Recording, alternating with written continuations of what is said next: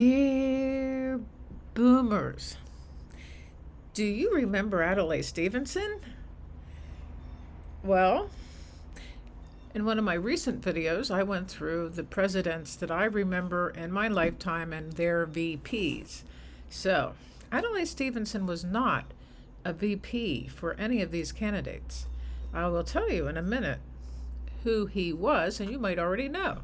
First of all, before Ike, Dwight D. Eisenhower's VP was Nixon.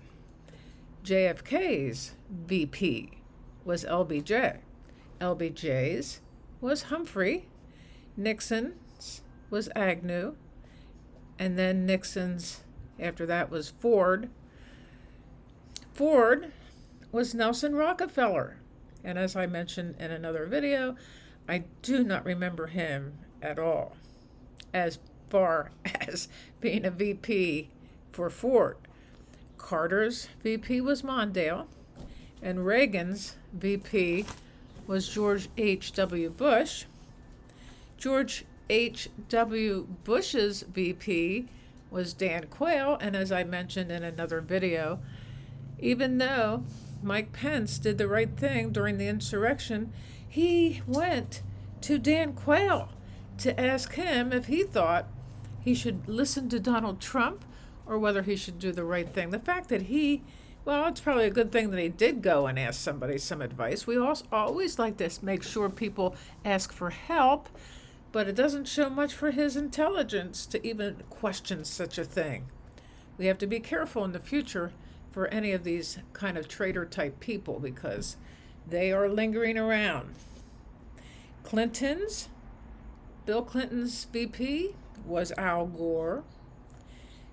George W. Bush's was Cheney. Barack Obama's was Joe.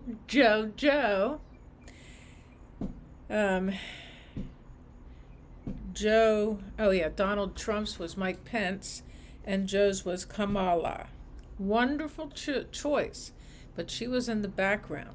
And we know that Kamala's choice is Tim Walz, who has to be one of the most charismatic people to ever hit the political scene. Everybody else is so afraid of, what are the Republicans going to say? But he just has this unapologetic, wonderful vibration that we love. Everybody loves him. And we love Kamala too. No, I am not an Olympian. Anyway, I could not believe Hillary Clinton chose Tim Kaine. Tim Kaine was he's a good senator, don't get me wrong, but he was so boring. And a lot of these people are very, very boring. However, when I was growing up, my mother's favorite politician of all time was Adlai Stevenson. He was not anybody's VP pick, but he was. He actually ran against Dwight D. Eisenhower in the years of, I gotta get this back up again, I lost it. Come on now. He ran against Dwight in 52 and 56. And he did not win, of course, but he ran twice.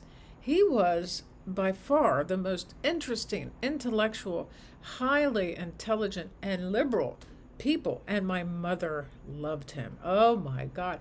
Now, of course, in 1952, I don't really remember her talking about Adlai Stevenson because I was just one, but I do remember her talking about him in the 1956 election, and she just adored him, and I do believe she thought he would win.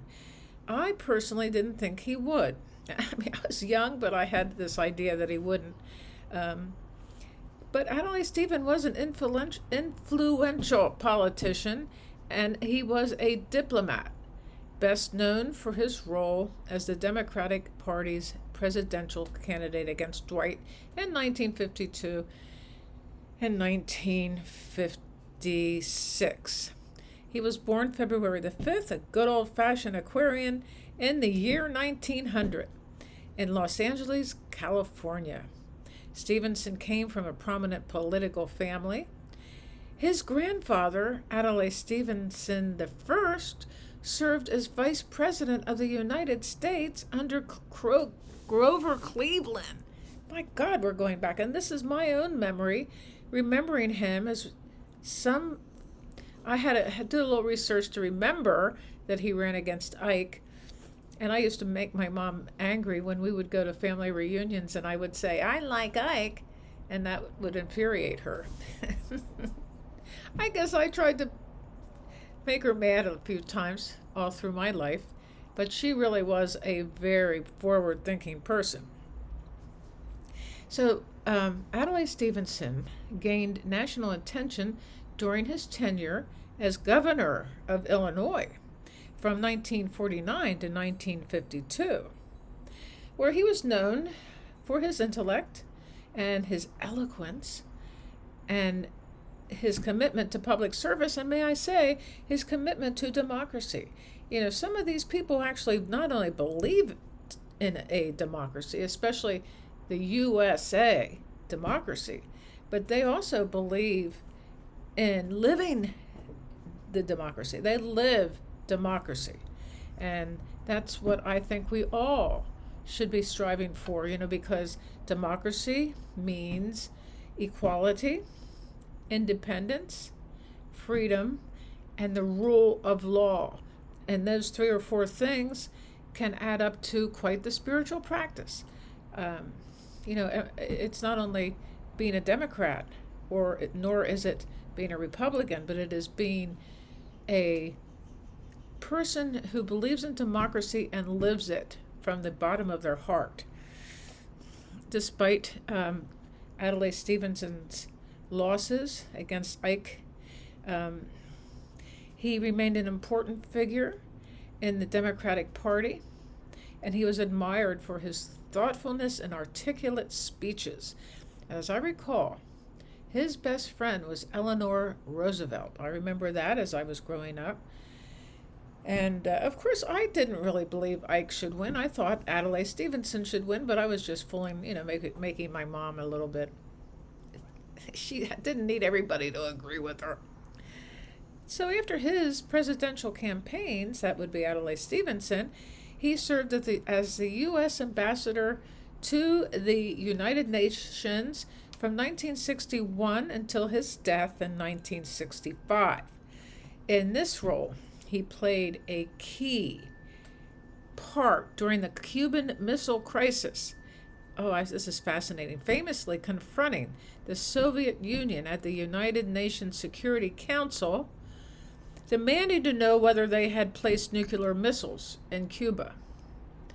So he's remembered for his dedication to public service, his wit and his eloquence, and his commitment to international diplomacy during a challenging time in global politics. Adlai Stevenson, I think we should revive his legacy.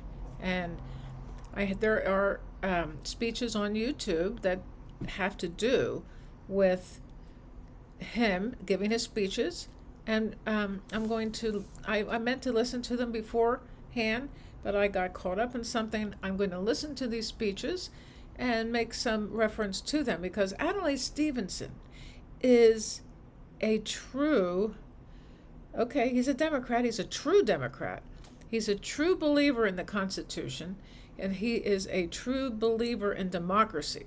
And we need to bring back his legacy in order to understand what this country is based on. What is the foundation of this country? We, we're going back to the 1940s. America has stood for a lot more before Adlai Stevenson, but I believe he was an amazing, it's so interesting to realize that there are people who are unapologetic about what they stand for. That's what Tim Waltz reminds me of. I bet Tim Waltz would like Adlai Stevenson. And I bet Kamala loves Adlai Stevenson. And I bet Barack Obama loves Adlai Stevenson. And I bet Trump doesn't even know who he was. So that's that.